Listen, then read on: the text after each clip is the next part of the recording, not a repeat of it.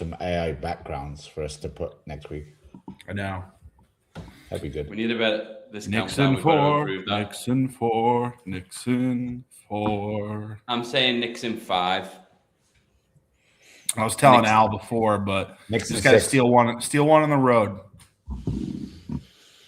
I think they'll steal the first one, but then they'll steal one back. Yeah. I just think that they were so emotional after that game 7, like fatigue. Yeah, we saw it. Well, you've got fatigue and rust, though, right? We saw it with the first game against. So hopefully we learned from our last, 2-week break. Yeah. But we needed this little break here. Mitch Robinson, freaky hand fracture. Yeah. I don't know whether he's going to play. He was running around, throwing the ball around. So he has to. He'll be fine. His game, he's not a shooter anyways. So, but that was a little concerning. Why are you breaking your pinky? Yeah. I don't know.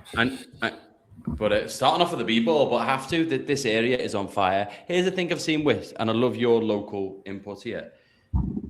Like, let's say your account, Newcastle, got to the FA Cup final, right? Big deal. And you would see a surge in people buying apparel, kits, jerseys, other stuff. But you'd see it for people that are going, people wouldn't really get it for in the house, all that stuff. I don't think so, Al. Chime in here. I wouldn't say, like, if Everton were in the cup, I don't think you'd see such a. I can't leave my home without seeing people in work, people, dogs, housewives, nannies, baby. Like, everyone has the Knicks apparel on right now. I'm like, there's no way in hell you had that 2 weeks ago, 4 weeks ago. I think people represent more over here for their teams around big events, like after the Super Bowl. You see people in whatever representation. Like I was in the American Dream Mall yesterday, and there was like most of ice skating or ski slope they got in there. Just popped into the Apple store, and we most of the merch that was on available wasn't like general Knicks apparel. It was finals specific apparel, like finals 2026. I'm like, did you get anything? I did order me, Kay, and the baby something the other night. So I'm just as bad, right? But like, I just think it's an interesting cultural observation. Well, when Newcastle made obviously the League Cup final and won it, you don't think that there was that big push for that? Because I kind of equated very something like the Knicks haven't won a title in 53 years. They haven't been to the finals in 27 years. Like, think about the equivalent of that. Like, so it's hard for me to say it because I'm going to open up myself to ridicule because I haven't got experience with Everton. But like, I haven't noticed in the town I grew up in. What about Arsenal though? Like getting to the Champions League the first time in like 23 Liverpool, years. right? I can relate to Liverpool. If one of my mates was a Liverpool fan and all of a sudden bought a Liverpool kit because they got to a tournament, they get shredded. They'd be like, "Oh, look at you now, glory chaser, bandwagon fan, all this stuff." So I think it's a positive thing. The area, Hoboken, Jersey City, New York, where we are now, it's absolutely, the atmosphere is unbelievable. It's all anyone talks about. When you're getting a coffee, when you're taking the dog out, it's great. I love it. I just thought it was interesting because today particularly, there was most people I saw had something to do with the Knicks on. Yeah, I think everyone's wearing the colors and the pride, but I think it's also too, they usually release like final specific gear. That's what I was saying in the mall. Like, if this is going to be the year that we have a chance to win, like people want to have gear that shows like, the finals. Yeah. Before we go into the footy, what's your? I got a question. Is there a chance that the NBA finals could overlap with the start of the World Cup? Definitely. Oh yeah. Yeah, I think there's a game. I think there's actually going to be one night where it would be like games. I think it'd be like game 6. And I think when France has a game at MetLife, like that's going to converge. Like it's going to be really like there's some potential. Pretty sure when France has a game. Like, when could Game 7 be? If it goes to Game 7, I can tell you right now. Yeah. Go to the devices. Well, I promise we'll talk about football and soccer in a sec. But like, just good. I mean, that's kind of mad though, isn't it? That like. The World Cup is going to start but there's also So a game major- 6 would be like Tuesday the 16th, and game 7 would be Friday the 19th. Team USA's got a game on the 19th at that 3 o'clock. Like that could be a day. well into this. Speaking of that, I got to do back-to-back trips to Connecticut coming up. That because that's Father's Day weekend, the 20th, 21st. I've been inundated with requests on updates on your dad's Easy Pass scenario. I think we may have gotten it figured out, but just Yeah. I mean, the guy's just like, did you check the email?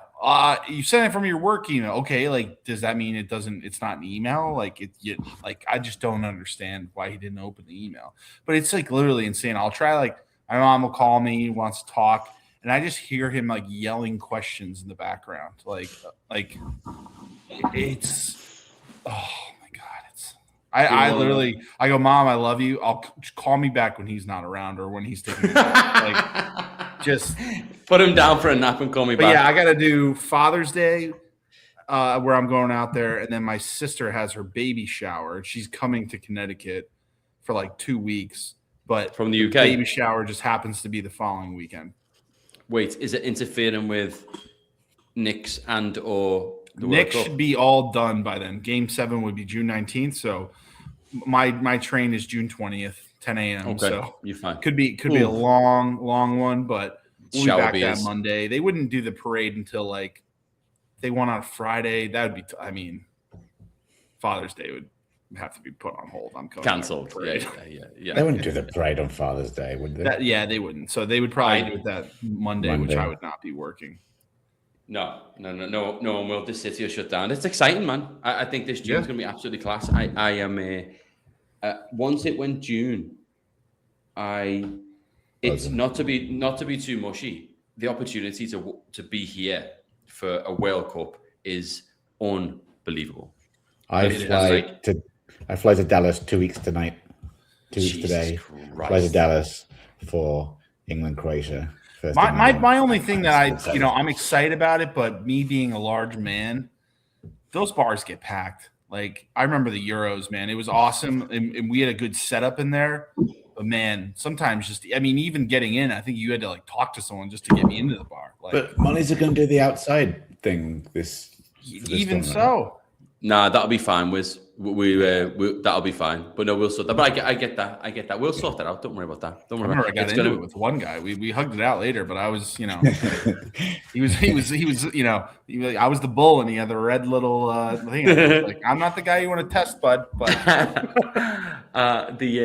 no, it's going to be class. It's going to be class. And the only thing I'm worried about is Rashford choking Gordon out for stealing his spot at Barcelona. No, it's bigger than that. It's the big game that last night that wasn't televised. It was more just boots on the ground game, like local knowledge. Oh, are you talking about our sponsors, Derby?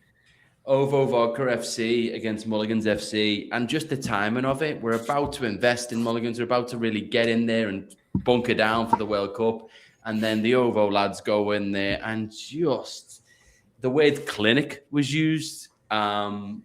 I hear Mulligans is talking about like XG though, and like analytics. Yeah, they're starting to talk about they're not happy with the ref choice, but regardless, big shout out to Ovo FC. Congratulations. Well done to Martin and the boys. Martin and the boys, yeah. And they did say though, yeah, he does it for the crack because he thinks he's funny in his little fake house over there. Martin did say that they went to Mully's afterwards. The Mully's FC lads sent them over a shot. Not but good vibes. So cheers to that. That's what you like to see, right? Good to hear. Good to hear our sponsors can get together, break some bread, have a beer. That's great. What's the Ovo chant? We're Ovo till we die. We didn't steal this from Drake. We didn't steal this from Drake. That game. That was it is 5. That was last night. So shout out to those boys. No, it's gonna be great. It's gonna pick up a pace. We're gonna be out and about more. We're gonna probably see each other a lot, lads. Strap in for that. A lot of favors being called from me and Al away from our lovely other halves, babies and dogs. But I'll have to check in with nobody. Now, wait. One thing I do want to say, I'm 1-0 on Team USA bets. So shout out Pulisic. I knew he needed a big goal. Guy has not scored for club or country in the year of 2026. Stop. That was big. So he needed that goal. I understand it's a friendly against Senegal. Senegal is a good team, man. Like, you look at their front three was Nicholas Jackson, Sadio Mane, and your boy Ndai. Like, that's a pretty good front three. Like, Yeah. And USA didn't play with like half their guys. They did a lot of rotating, but like their forwards look really good. They've got players. Yeah. That Balogun, I know he's playing at Monaco right now, but like that's a guy, Anthony, keep an eye on. That's an Everton striker right there. We've been linked with the lad from Middlesbrough, Hackney. He's a good player, very good. Where does he play out? Centre midfield, attacking midfield. 30 mil they're talking. He's a good player. Probably one of the best players in the championship, I'd say. How old? Young, 22, 21. Yeah, I like it. We're at that stage where we've got to take risk on players like that, because if the stock goes up and he actually can produce in the Prem, we've got either an asset 23. that stays with us, He's 23. or someone we can sell on. And we got a lovely couple of shekels from the Anthony Gordon deal. I saw we applied a nice little 15% sell on. So when they sell them back to the Prem next year. We got 15%, yeah. We got 15% sell on clause, which is just delightful. That's a free Wan-Bissaka right there. He's coming our way. I want him.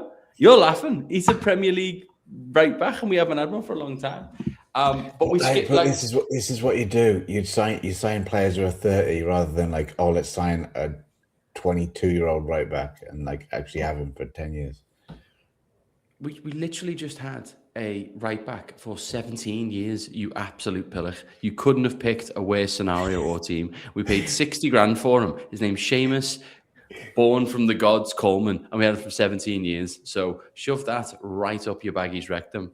Right up the hoop. Before we get into the transfer stuff in the Prem, we know great squad player.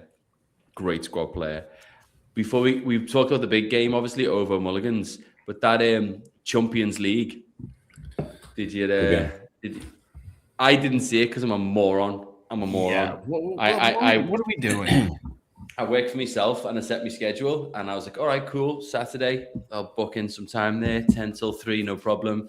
And it was during our last pod when I realized I had completely shot myself in the foot. So you two were less than supportive. You did give me updates, but it was updates along the lines of, here's the update. You made something great, you idiot. So there was. Were you able to watch the? You definitely jinxed Arsenal because literally you're like, I'm so sorry. I picked this when they're up 1-0, and then Hackwood nose ball 1-0 Arsenal. 10 1 minute later. Minutes later, yeah. I watched the highlights though back. I did get to see what the Penzala did, but overall the game was boring. Well, they're saying he's boring, right? And he's getting so much shit for it, saying he parked the bus. Jesus Christ. I think you're not going to out-attack this PSG team. Arsenal haven't got a good attack. And I get that, but like you gotta try something. Like I think they said Saka completed 4 passes like in 85 minutes. Like they didn't even try. Yeah. And listen, like that's bad. That PSG was not, I was telling Al before, but like PSG was much better last season than they were this season. Like they had that Kvaratskhelia, he was injured. Like something happened with his leg before the game because it was all patched up after, and that did not come from the penalty that he drew. That his entire skin came off his leg, so he was definitely injured. Dembele and Hakimi were, they apparently had injuries going into it. Like I just feel like they were for the taking, and if they go out and get that second goal, then you park the bus. But it just seemed like, you know what that reminded me of? You guys, England versus what was it against Italy? That you guys scored in like the first 2 minutes. Luke Shaw. And then you just kind of sat back and, Mikel Southgate, like he kind of sat back and just hoped it. And it's just like those fans sitting in that stadium probably just were just waiting for the inevitable. And as soon as PSG got the penalty, got their goal, got the equaliser, you knew at that point it was like, okay, Arsenal kind of have to hang on for penalties here to have a shot at winning this, because you're like, well, I don't see where they're going to get a second goal from. Well, but on the other hand, PSG didn't score a goal from open play. They needed a penalty to get into the game, and then needed penalties to win it. So how about Arteta making all of his substitutions before extra time, and then Capier for the last 20 minutes is cramping and literally getting dog walked up, like he could barely move. Well, and taking off your best penalty takers. Yeah, so he said in the post-match, he was like, he said we prepared for this, and I was like, all right, cool. But let's look at the team that was left out there. Why is Madueke not stepping up? Madueke last season tried to fight Cole Palmer for a penalty. Like, tried to rip the ball out of his hands, and finally, like, I think Reece James or Enzo Fernandez had to come over and be like, yo, you got to chill out. Like, Cole Palmer's taking the penalty here. And that shows you that, like, he's prepared to do that in a nothing Premier League game, but when it matters, Champions League final, he hasn't got the, stones. Yeah. And then Eze did the same penalty in the FA Cup last year. He missed. Stutter. Like, same stutter move, and that's not a guy you want to trust taking a penalty for England. Like, he will be nowhere near a penalty for England. Think about it. I understand it. I don't get it. People do penalties forever. The best penalty taker I've ever seen in my entire life was Alan Shearer and Andy Johnson. Andy Johnson didn't miss. Alan Shearer didn't miss, and it was simple. You just run up. He was great. You run up and just twat it as hard as you can in a location where the cheapest got all this stutter and all that. It drives me mental. It's an advantage because the keeper is static and you've got the advantage because you're choosing where to go and they've got less time to react. You don't need to create another advantage. But all this messing around and coming from different angles, I'm like, I don't get it. What about Zubimendi? That's another one too. Why are you not going to they were the two people that I was looking, and they were arm in arm. And I'm sitting there, and I was in Cork City. Shout out to the Cork, and I was like, why is he taking this? And they showed the line of the lads holding. I was like, Madueke, why is Madueke not taking this? And even Arteta, if you're putting this fifth pen when you've lost the toss, could be the biggest pen. The fourth one isn't, right? And if they've lost it, if it's the fourth one, then you can't plan for that, right? You can't. But the fifth one, it could be the decisive pen. Why are you leaving it to a centre half? Mental, absolutely mental. I got a question for you guys though. Thinking about your England squad, now as they see in a bit, No, I'm saying picture a game where you got to go into extra time. Yeah, you got to take pens after it. Who do you think's going to be on the pitch? This is the problem that Southgate always had. He was always so reluctant to take Kane off when he was tired in knockout games because he knew that he'd need him for penalties. You'd have to figure Tony will be one. They'll just Tony will definitely be whatever penalty they'll just save a spot for him. Tony. I think that's why he's took Tony. I think he's took Tony for that exact scenario. I think Bellingham will probably still be on the pitch. He won't be taking. Yeah, I don't think Bellingham will take a pen. I think Bellingham take a pen. Well, listen, we were talking. I mean, he took ones in the last Euros. That's why I'm. It depends who's on the field, doesn't it? Was Rice still on? Rice made his pen. Yeah. Rice made his pen. So he's one I would expect to take. Rice has taken pens for West Ham. He's taken pens for Arsenal. I would expect if Reece James is still on, he'd probably take one. Yeah. But I don't know if he's making 120 minutes. That's what I'm saying, though. Look at your guys' backups. You got Eze. You got Gordon's actually a pretty good penalty taker. Rashford's a good penalty taker. So one of those two guys is probably. But Saka's not going to be playing at 120 minutes. Probably not. But now, Eze, there's too much focus on him now, so he can't be in the top five. He can't be in that list if he's on the pitch because it's just going to be the scrutiny and the pressure on the lads. You can miss in the Champions League and it's bad. You can't miss in the Champions League and the quarterfinals of the fucking World Cup. You just can't do it. Yeah. I think Arsenal, they played the game they needed to play, but it was a tough watch. It's a tough watch, but I don't judge his tactics. I judge his penalty selection. Is starting. That's what I judge. I think he did what he had to do against the better side, and I think that it was success. His tactics were successful because of the opportunity it was created by getting them to pens. Because that's even keel, right? It's potluck. You've nullified the starting 11 being better than your starting 11 at that point, and it's just pot luck. But then to pick the 5 that he did was just scandalous. Yeah, I reckon Nico O'Reilly would take a pen. I was just thinking that, Al. I was just looking at that. I was thinking. I was just looking through the England squad. I was like, I reckon Nico O'Reilly would actually take one. Not be favourite. Because if you look at, like, you can look at the starting 11, and then you can think who realistically is going to come on. So Tony's a good shout. Play the whole game, yeah. Yeah, I think Rashford's going to start based on the numbers, right? Based on the squad numbers. Looks like it. He's number 11. I would think so. I hope so as well. I think you need him to start too. Yeah.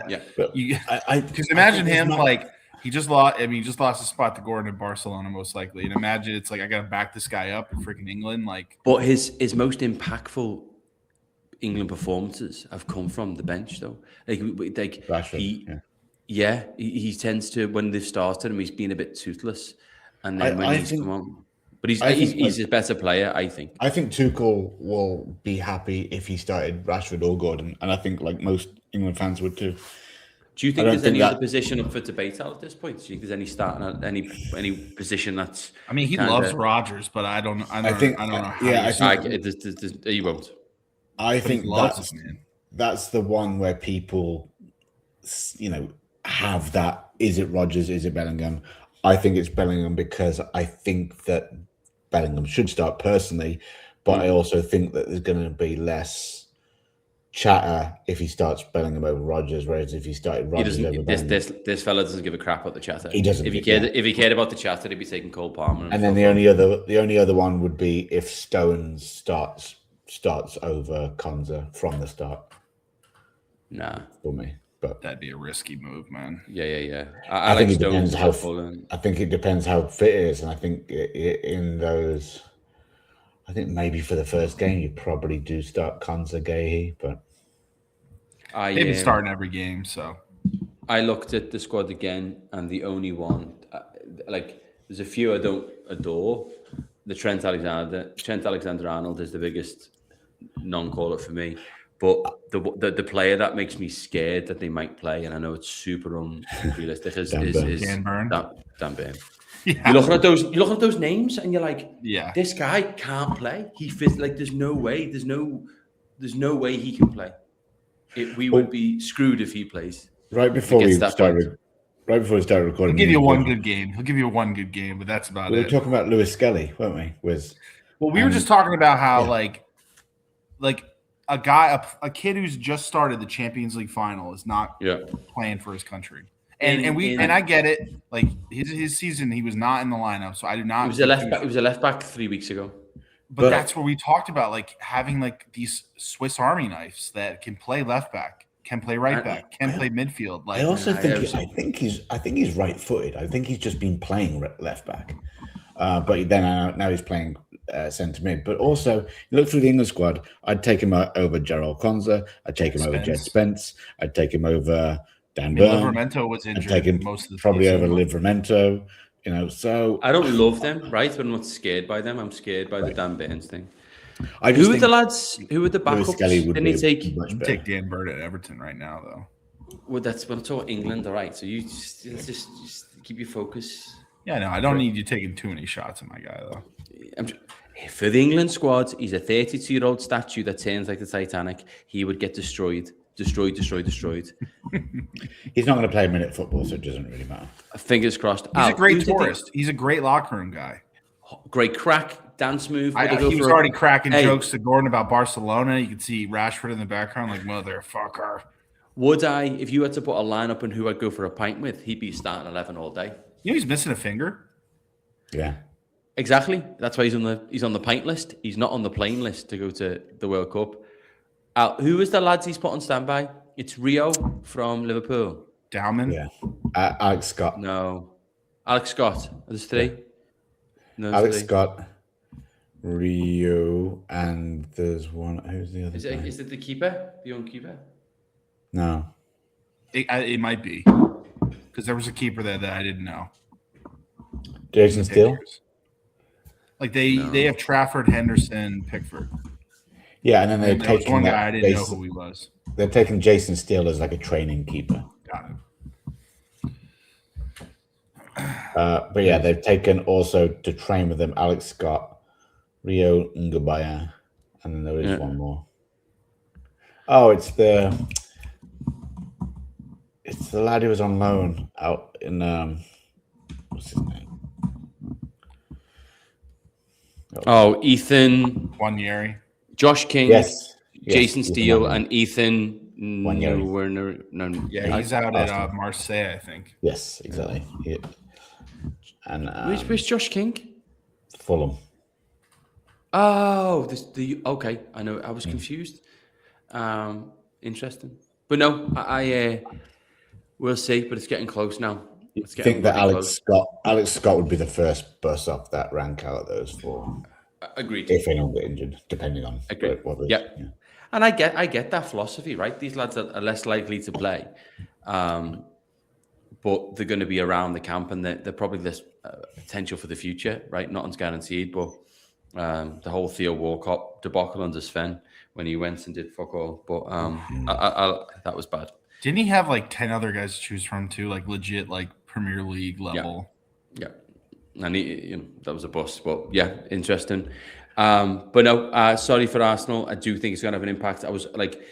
I do think it's going to have a trickle effect, not on the players, maybe a little bit on the players, but it's more the chatter around the players that were in that final, which is unfortunate because you've got some high level.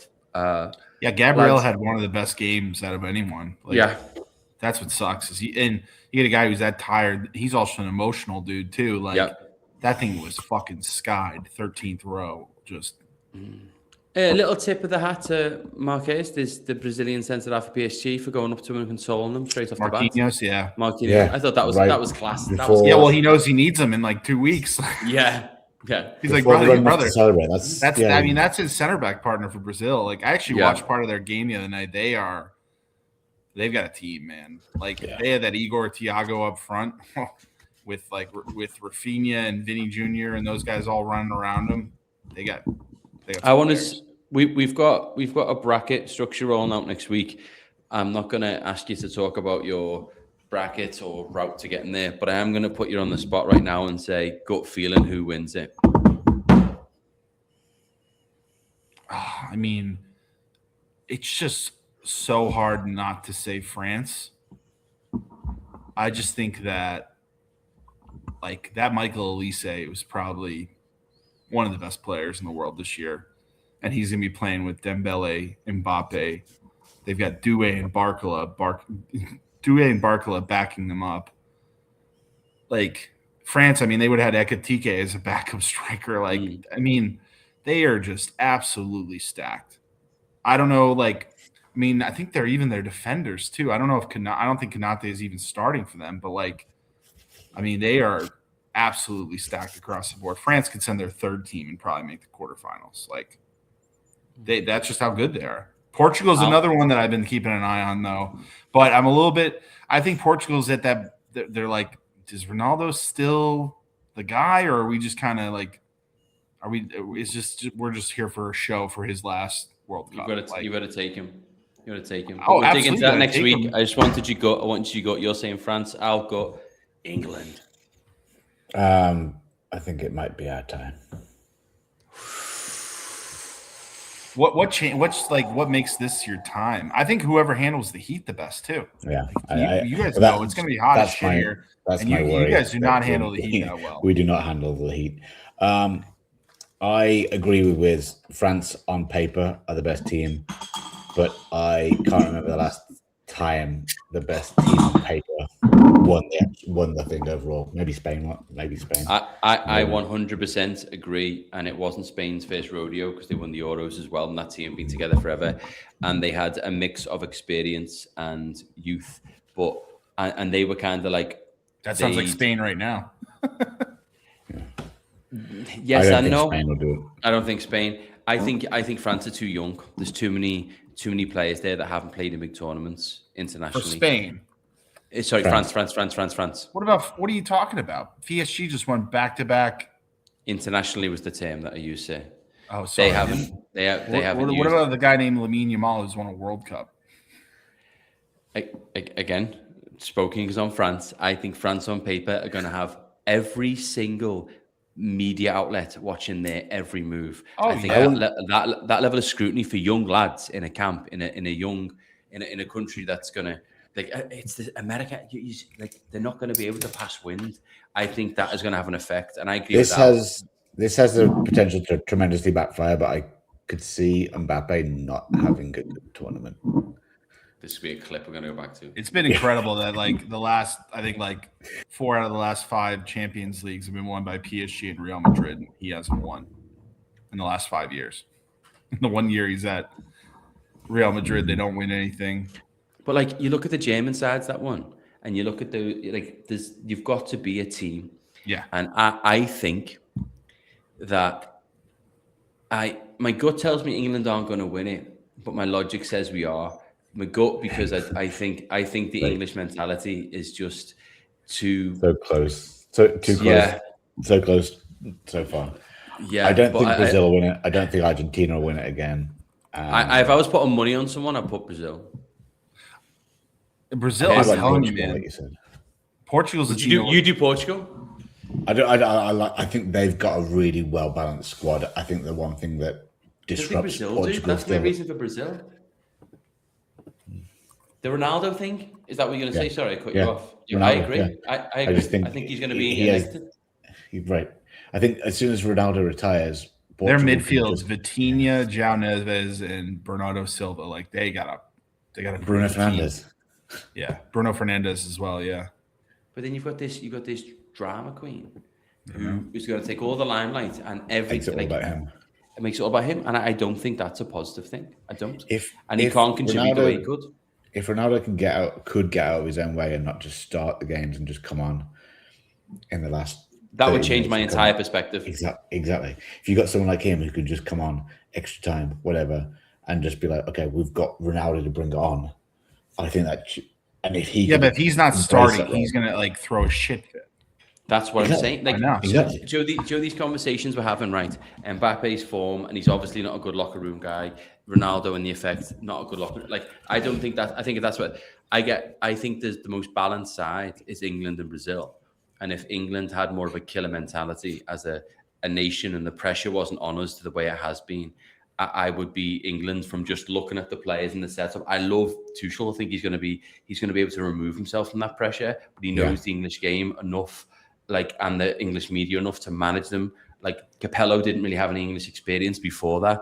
So I love all that in the mix. The way that he's already caused controversy and kind of put himself under the gun by not picking Palmer and your Fodens and your Maguires. I love all those things. No one's ever had the opportunity. I put that in the mix. That's a positive development for England. But when you look at Brazil, they play with such freedom and flair and nothing to prove. And that team, for the first time in a while, Brazil's always got a good team. That team looks really, really clean, right? There's no concerns in that fucking starting 11.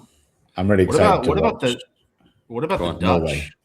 Norway. I'm excited to watch. Norway's got some interesting. They got Odegaard. They got Holland. They've got Sorloth, who's the star. He's kind of him and Alvarez are both the 9s at Atletico Madrid. They've got some good players. Good. Yeah. I'd like to see them, but they're not going to do anything. No, they'll Holland in there. They'll knock a biggie out. How many teams have you seen throughout the years where they've had a Shevchenko up front, or they've had someone who's the best striker in the world? Zlatan against you guys doing that? Yeah. But I think Norway have a quiet quality throughout. And Haaland is understated. I'd love to know more about this quiet quality. But I think that if you look at the group that they're in is really interesting as well, because they've got France and Senegal to play, and then Iraq, who just everyone's going to beat them. But yeah, I could see Norway doing something, having a bit. I think they'll knock out a biggie. Yeah. They can knock out a biggie. Listen, I think we got some exciting teams. I think it's going to be a very interesting World Cup. I mean, Netherlands got a good team. I mean, I'm looking at their starting 11 right now, and the front three. Gakpo played great in the Euros last year. I know he wasn't awesome for Liverpool, but they got that Memphis Depay, he's crazy, but he's pretty good. That Daniel Malen that Villa had to let go. He basically ripped up Roma. Their midfield's Is that a terrifying starting three? No. But It's the rest good. the rest of their team though terrifies me. Like they got the goalkeeper from Brighton who's good. They got Van de Ven from Tottenham, Van Dijk from Liverpool, Timber from Arsenal, Dumfries who just signed with Real Madrid as their right back, stolen. Liverpool, we're looking at him.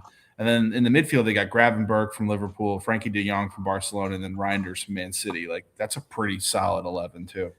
It's And they're solid. always the Dutch are always involved. Not latter stages though. They're not Quarters. latter stages involved. Yeah, they love a quarter.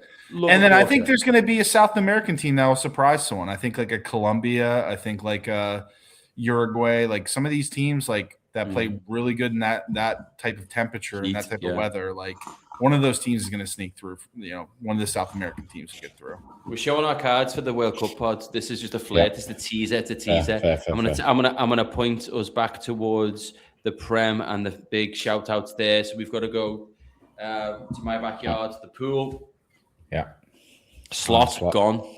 Oh, my first question to you is: Salah. Did you think it was coming? The way he was talking, I would say no. Like the way he was talking, like he was about to hire a new coach. He was about to like. I think that something happened that ownership, someone else got involved in this. Like it just maybe they met and he expected like these are the signings I want to make, and they're like, well, we don't really trust you to make those. Like, so maybe there was a little bit of thing like that, and he's just kind of like, all right, it just seems like we're kind of going our separate ways here. Al? I wonder, like, because they obviously came out and said they were going to stick with him.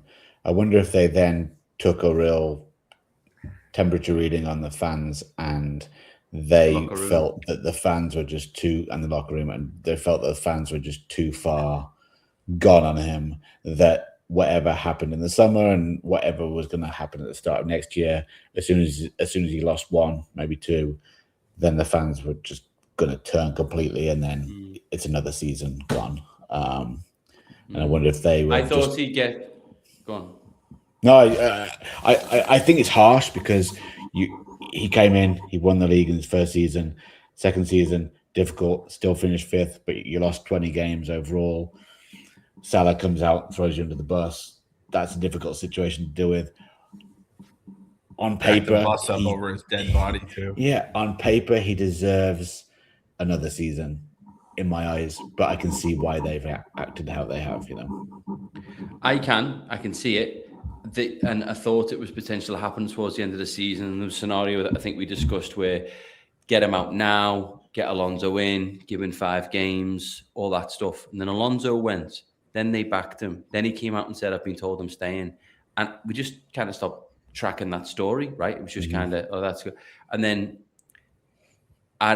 is it the Salah thing? Was it too much? Did he react poorly to that? Like, is there something that happened? But Liverpool's a fairly buttoned up team, you know, organization. Sorry, so like they tend to deal with things with intent and not quite reactionary. So I don't know. It's a very un-Liverpool response to a situation. I think. Yeah, and I've seen reports where reporters are saying Liverpool wanted Alonso to go somewhere else first, so there wasn't all that noise of them getting rid of Slot. I totally get that. I totally understand. Because that chatter would have been too loud for them to ignore. Yeah. But the reports are that since they spoke to Alonso when he was Leverkusen manager and he said I wanted 1 more year at Leverkusen, they haven't had any kind of dialogue since. Right. And what we've been saying the last few weeks in the pod as well is like, where is Areola going? Where is Areola going? I didn't see him going to Liverpool. I think they must have, because like once he announced he wasn't signing a new contract at Bournemouth, he must have started the conversations with them then. Well, that the sporting director, what's his name, Richard Hughes, was at Bournemouth. Came from Bournemouth, yep, exactly. And the reports linking Areola to Palace, you're like, why would you leave Bournemouth to then go to Palace? So this is just like, obviously, everyone in the know kind of knew what they needed to know, and that's why Areola probably, said, I think it's good for Liverpool. It's just the thing was Slot was too unemotional, and following Klopp, it wasn't enough, you know. But he's giving me Benitez vibes. Like, yep, he's kind of like Areola. He's kind of like he's a tactical guy. He's not a glamorous dude. He's not, a big charismatic cat, but they kind of respect him for his brain. Like this guy obviously knows football. Did you end up watching that documentary? So the Liverpool one? If anyone hasn't watched the Istanbul Netflix thing now, for all of our thousands of listeners, then I'm going to go into stuff now. Spoiler alert. Spoiler alert right now. 1 potato, 2 potato, 3 potato, 4 potato, 5. Anything now is on you. Give you the chance. Brilliant. And the things that stood out to me, and I'm interested to get your guys' 2 cents on it, was obviously how Benitez came into the club and basically... I'd like to have a bevy with Didi Hamann. Love a pint with Didi. Maybe a ciggy and a couple of pints with Didi. Sign me. Laying in the middle of the road to get a taxi. Yeah. Where do I live? Excellent. But I didn't realize how bad that team was. Yeah. Right? So, 2 things that surprised me. Main things that surprised me was the how poorly Benitez came into it and how poorly they started it. I didn't really fathom that at the time. And then when they were talking about in the lead up and the credits, the trailer, about, all we're going to speak about the half time, I'm like, it's really going to come out. And that Jimmy Traore story. Oh, Jimmy. I loved it. Jimmy. Get in the shower. Showers. Jimmy, out the shower. But the thing is... they were like, it was chaos. They said it was chaos. They were scheming each other. Completely redeemed him because he could have gone down as like the... That changed his entire life.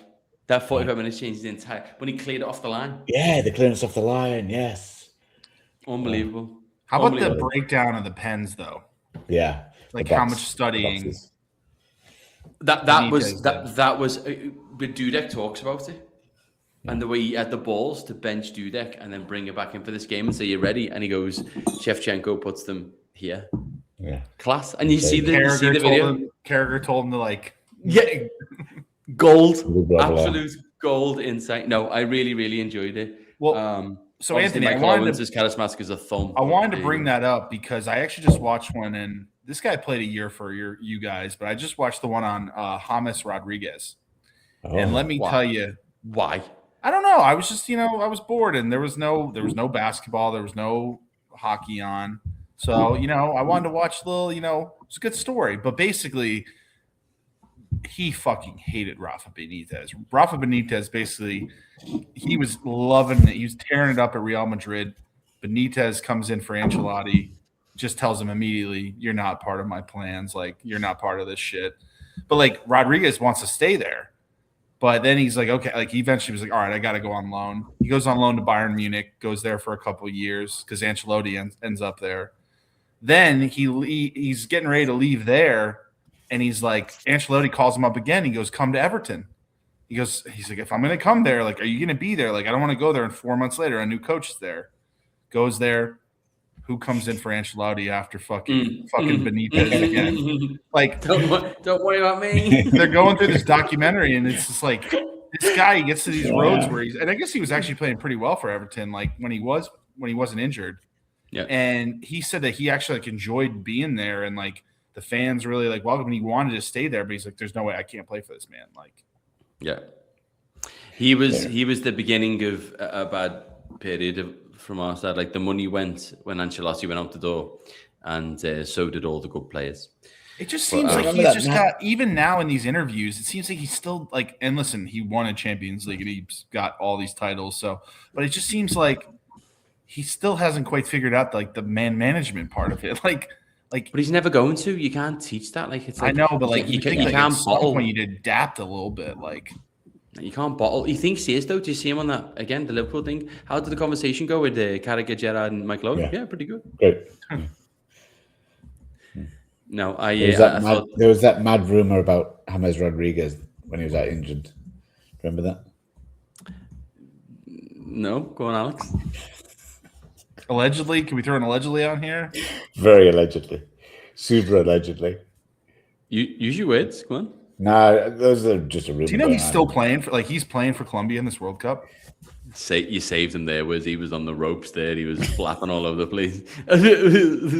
Anthony West that's- He wasn't gonna get. He was getting ready to sign for West Brom. We had him. There was a rumor he had a sex change. There was. Well, I mean, the guy's still playing for Columbia, so So, rumor dispelled. easy mangina in the bathroom. Cancelled. We're cancelled. That's it. Right. We're getting cancelled. Yeah. Silver. Just had to go Silver's there. left- Just had to go Silver's- there. Yeah, Silver next is manager. left Fulham. Next manager at the door. Silver's in. Who's in? We'll talk on this one quickly because no one gives a shit about Fulham. Yeah. But who do you see coming in there? To Fulham? Arn Slot. Do you know what? He'd crush it there. If he came into, he's not. I don't think he's a bad coach. If he came into England in the right way, I think he'd be good. Like he did. It actually says that him and Thomas Frank are two contenders for that job. No. No, Arn Slot and Thomas Frank. Don't mention that clown's name. Who? Rosinia, I want to stop being so harsh on him because I feel. I want to start a dialogue. I wanted to start a dialogue about Rosinia to Liverpool. That would the edits. Rosinia played for Fulham. He could be a good. No, leave the lad alone. Let him go back to the champ. And if he's meant to be good, I love the way his background staff at Chelsea came and defended him. If he's got anything about him, go get a job at someone. Go to a West Brom. They can't even get on the TV. Ted Lasso's got a new season coming up. Go get a job on that show. And go in your stripes for 2 to 3 seasons. You're still super young, and then come back, and this will be a distant memory. If he goes back into the Prem now, it'll be career suicide. Thomas Frank. Ange. No, and chill. He's another one. Needs to chill the fuck out for a little bit. Yeah. He needs to go to Spain or Italy and do something for a year where it's not in the Premier League. Year 2 Ange brings trophies. He's a great character. I like the fella, but like he needs to chill out in the Prem. Thomas Frank's the one for me. I think that'd be brilliant signing. Well, yeah, be a good signing for Fulham. Thomas Frank. Yeah. Shawnee Dyche. No. Dyche is getting on the socials now. I feel like he's kind of buying into it. Dyche needs to go to the jungle. He's probably getting paid by 3 different teams right now, right? Dyche needs to just go away. No, he needs to chill out. But no. What team is going to hire Dyche next year, mid-season? No, I don't think he will. I think he's invested in the social side and the commentary side, and he's enjoying it. He's a good pundit. He's great. He's great. But I can see him.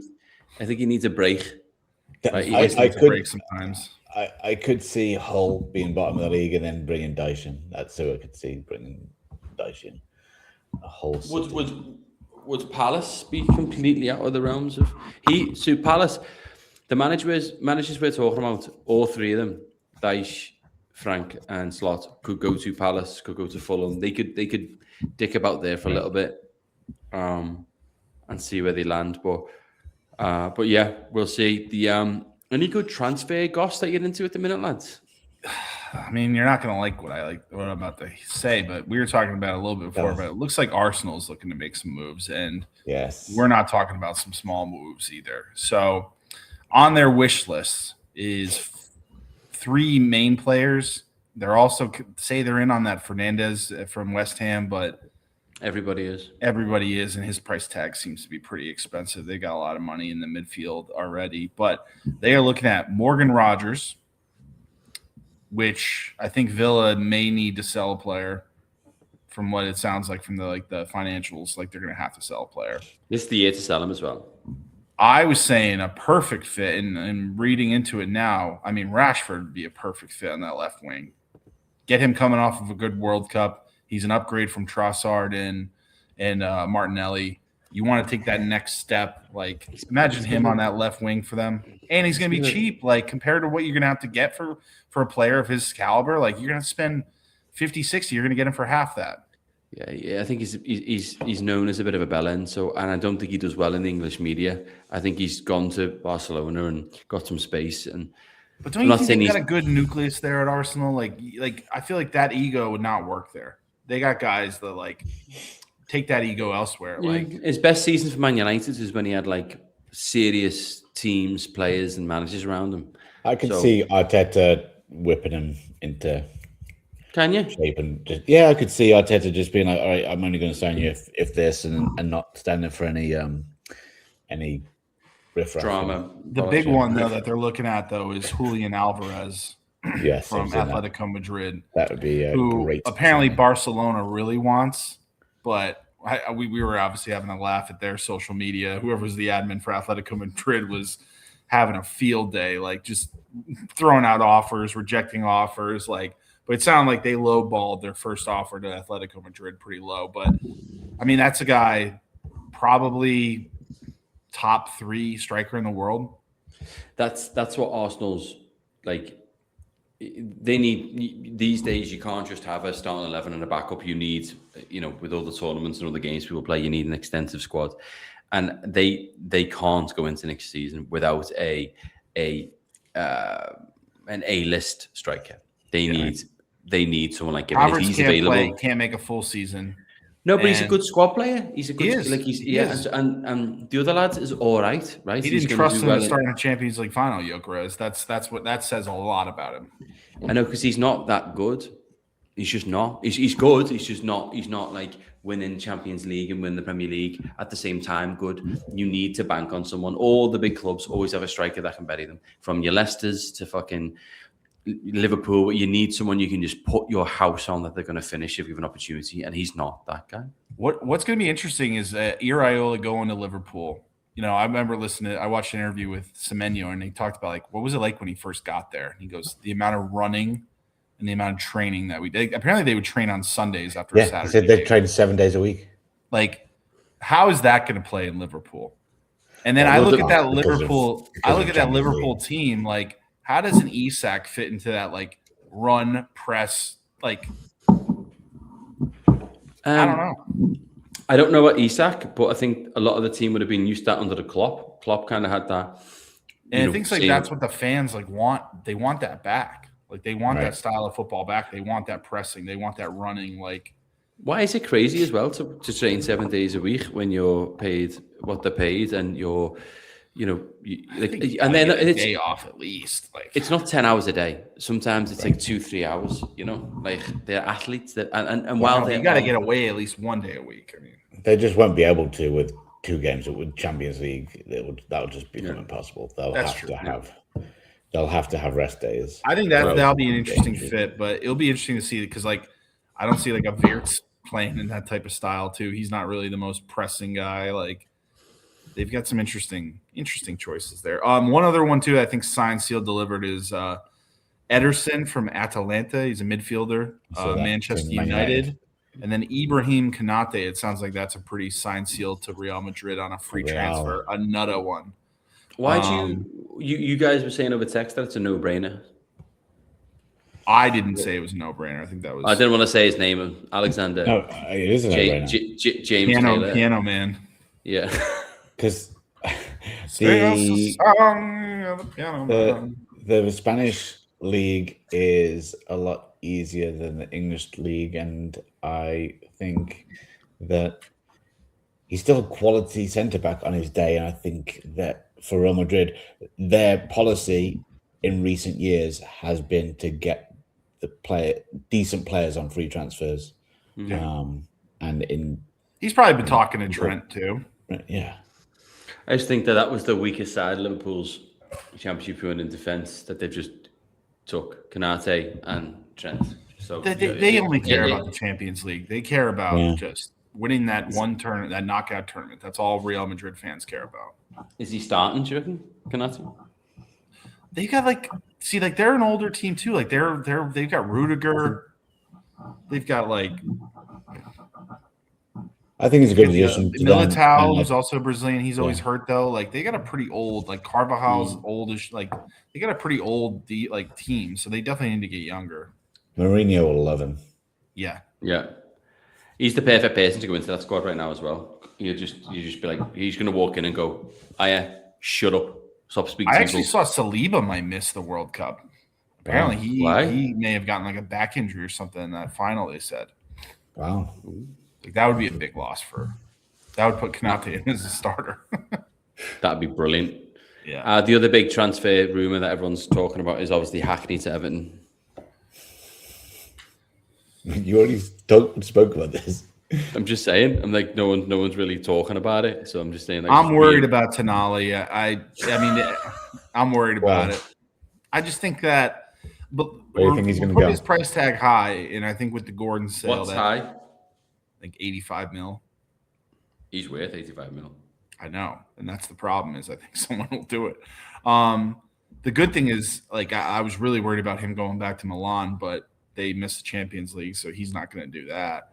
I also think the wages you could just make in the Premier League are just so much more than, unless you're going to a Real Madrid or Barcelona, like, or PSG or Bayern, like the best money you can make is in the Prem. Yeah. And he knows he's got some gambling debts to pay off. But is there any teams in the Prem that might be interested in him?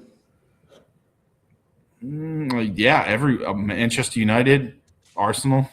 I think there's some teams that have got a need for his position, and if I look at Man U, that's a scary one. They're replacing Chelsea, Casemiro, Liverpool, yeah, fuck Chelsea. But I think with United just signing this Edison that they did, they need more than one now. yeah, they do. more, But yeah. I'm not sure if Tonali would be that second. They got Manu as well, so Yeah. I thought there'd be more activity because I think Anderson will be at City probably. That'll probably be announced pretty soon. I think, but there's players like him, right? That if he goes and has a Kobe Manu tournament, or Owen Hargreaves style back in the day, where these players are up and coming, people like them, right? They get in the squad, and you've got to wrap those deals up before the tournament. Tournament tax is a real thing. Oh yeah, Like Morgan Rogers. Morgan Rogers is definitely a guy who can make some serious money. 100%, and that's why Barcelona probably, in a normal transfer window, overpaid for Gordon, because they're like, we'll chuck another 10 million on that because it could be frigging 30 million if he blows the doors off the tournament. If he has a great tournament. Yeah, I think Nico Riley's going to ball out. Yeah. I think he's going to be unbelievable. Excited. Yeah, I think he's going to be fantastic. I think Anderson's going to be fantastic. Kane, I think Kane's really going to, like, the form he's on, there's no way he doesn't have a good tournament. Just, are you worried he played too many games though? No, I'm not. No, I guess it's different because playing those league games in Germany versus England's much different. Yeah, on the bottom. and he's had time off, and I think this will be the first tournament that we'll see really the benefit of Kane having gone to Germany. Same. Because he's been in Germany, what now, 2 years or 3 years? Was it 2 years? 3. He didn't win the first one. He's won 2 back-to-back, hasn't he? Yeah. So I think we'll hopefully reap the rewards of him probably being used a bit less in Germany, or not having to. He's had so many less niggles over there. He was always seen as injury prone in Tottenham, but he's been. Well, I think that's a Tottenham problem too, because look at their team this year. Yeah, well, shit like that, man. That's got to be flagged. That's a whole different podcast. Like Madison called them all out. Like he was like, "What is going on?" Like they got to look at this. Then they said something about the pitch. They bring the pitch in. Maybe I don't know. There was a couple things that are like, this is a little bit weird. Kane's coming into a fighting fit. He scores in almost every game he plays for Bayern. It's just So if you give him a chance, he's going to score, and that's a wonderful position for us to be in. Yeah.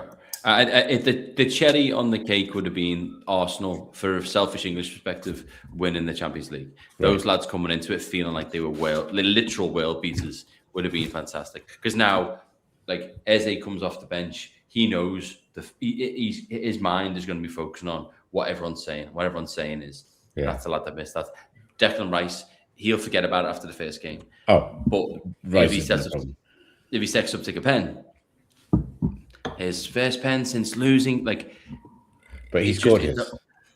I know, but it's the chatter. I always talk about the chatter because I think it's so influential, and I think it's the demise of so many good England squads. But I think the more I read and the more I see about and hear Tommy Tuchel talk, he's picked his squad and his team, and he talks about he keeps saying every guy in that locker room is at 1,000%. And if I didn't think they were 1,000% behind this, and I'm like, you can imagine going, Cole Palmer, what do you think? And he's like, sound, yeah. He's at the lunch. Yeah, he's, it's the first he's time at the orthodontist. It's the first time that in a while, or even maybe ever, that we're having a manager that's actually picking a team rather than like let's try and shoe in. There's just a couple though. Like I Palmer. feel like the Jordan Henderson one. It's like, But again, it'll come out. No. It'll come out. There was a reason for it, right? He's like Anderson didn't have the confidence, and Tuchel saw up training that Henderson picked him up a little bit, or there'll be something. There'll be something. But no, listen, it's going to be decent crack. I can't wait. Next week, lads, we have to come locked and loaded with our brackets. I want World brackets. Cup. Great. I want when you brackets. say brackets, like, I guess we just got to pick our teams for the group stage. Yeah, whatever. I'll figure it out. We use them. We don't use brackets in England. We use it. What do we use, Al? What's the term that we use? Wall chart. Thank you. We're Yeah, translating for you. I will never call it that. This is America. This is Never. bracket. Let's fill out a wall World chart? lad. Like, what is this? Hey, UN bullshit? Come on. Wall. First of all, Like, the person wow. the person in charge of the graphics needs to get us a bracket sorted anyway. So not point your fingers, but where's that you in? Let's talk about that 30% that got taken, huh? Oh. Let's go back to So Team USA looking good. First bet won. Parlayed Pulisic and Team USA to win. Nice little win for your boy. It's a good way to start. Little bankroll. Wiz, can we have, as well as the graphic you're going to come up with, can we have the Wiz's weekly wager pointed towards the Knicks this week? Is that possible? ooh, Yeah, we can definitely get something. We can definitely get something in. I know you're not into gambling on anything but the Premier League, but if you don't mind breaking your rule for us and I'll try. I'll do my darndest. throwing a few shekels on the Knicks, that'd be great. But no, get your brackets, lads. Get Beautiful. some sleep. And yeah, we'll have that. I'm excited. I'm the excited. World Cup is coming. The World World Cup Cup is coming. Lads, we've had a shit winter, right? The winter's been terrible. The spring has been non-existent. We're coming into our prime. June, July is going to be great. I'm reading about some El Nino event that's coming this year. Don't look into it. Doesn't look good. On that note, gentlemen, Sláinte. Cheers. Cheers. Speak soon. Pieces Weekly, Knicks wages. All right, we did.